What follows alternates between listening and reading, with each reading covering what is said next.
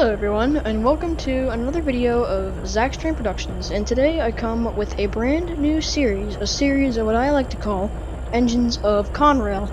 In this series, I'm basically going to be going over probably Conrail's most popular locomotives, and putting it in a story form, so you guys can, like when they were built, or if they're still around today, or when they were retired, and stuff like that.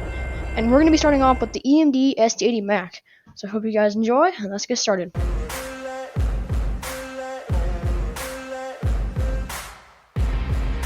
In the early 1990s, it was clear that more horsepower would be needed to help with the increasing amount of freight traffic, thus starting off the horsepower race between GE and EMD, the two main locomotive builders at the time.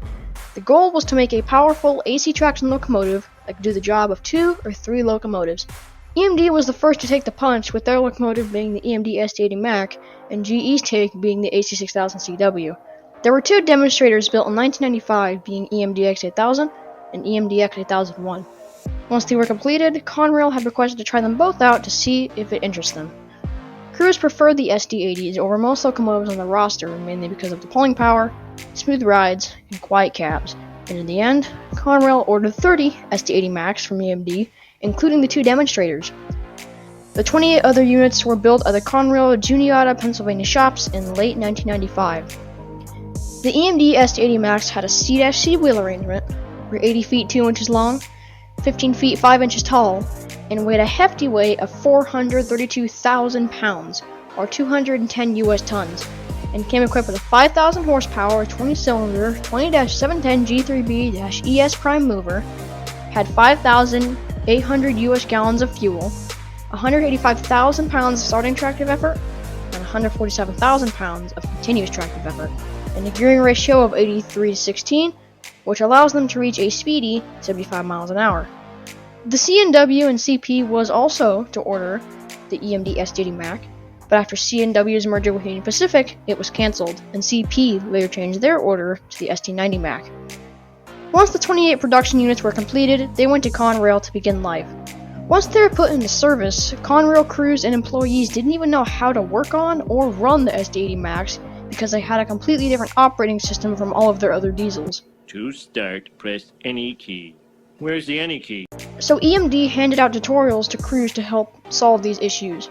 Once crews learned the operating system of the 80MACs, they proved themselves as Conrail's most advanced and powerful locomotives to ever serve them since their creation in 1976, after taking over the dramatically failed Penn Central, with crews noting quiet cabs, smooth rides, and large amounts of pulling power, of which they had never experienced before. But the Conrail Macs would only last 4 years under Conrail ownership, until the Conrail split in 1999, with CSX getting 13 and Norfolk Southern getting 17. NS had renumbered their units to 7200 to 7216, and on CSX they were renumbered to 800 to 812, but were later renumbered to 4590 to 4602. On Norfolk Southern, they were put onto coal trains.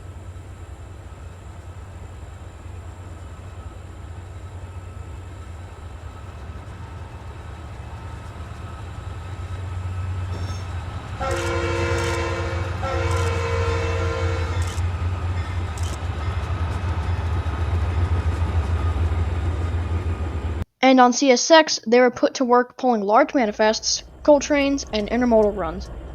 Also, CSX SD80MAC 4590 was given a Spirit title, Spirit of Benning.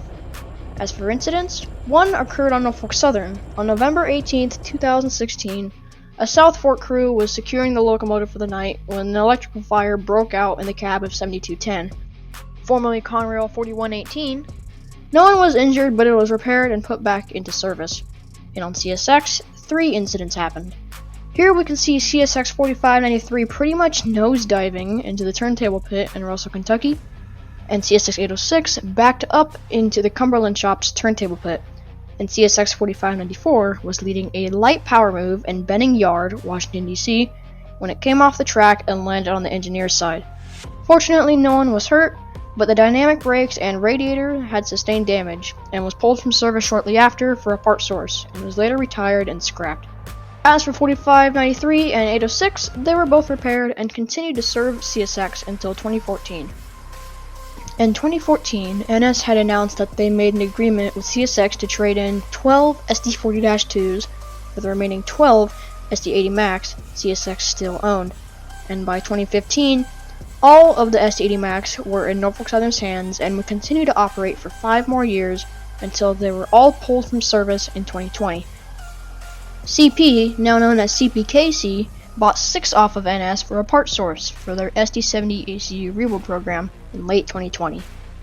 Fun fact about Norfolk Southern's SD80MACs is that they were the first AC traction locomotives to serve the railroad, with them not ordering any more until late 2008, with an order of General Electric's ES44 AC and eventually the AC44 CSXM rebuild program. And the remaining 23 were sold to EMD, now known as Progress Rail. In 2022, the Conrail Historical Society contacted CP for a request to reserve 2 80MACs for preservation after failing to make an agreement with Progress Rail. As of now, in 2024, all of the Progress Rail units have been scrapped, and now the only ones left in existence are the 6 in CPKC's hands. Wasn't able to find any information about if they're getting scrapped or if they're just in storage being used as parts. But looking at this image, it looks like one or more of the 80MACs are in pretty rough shape. While the Conrail Cadillacs no longer roam America's rails, with almost all of them being scrapped, they were reliable and powerful locomotives regardless, and had a good 25 years of service. Thank you guys so much for watching. I had a really fun time making this video, especially the thumbnail. That was probably the funnest thing to make. I really hope that you guys had a good time watching this, and yes, episode 2 will be coming hopefully soon. Anyways, thanks for watching.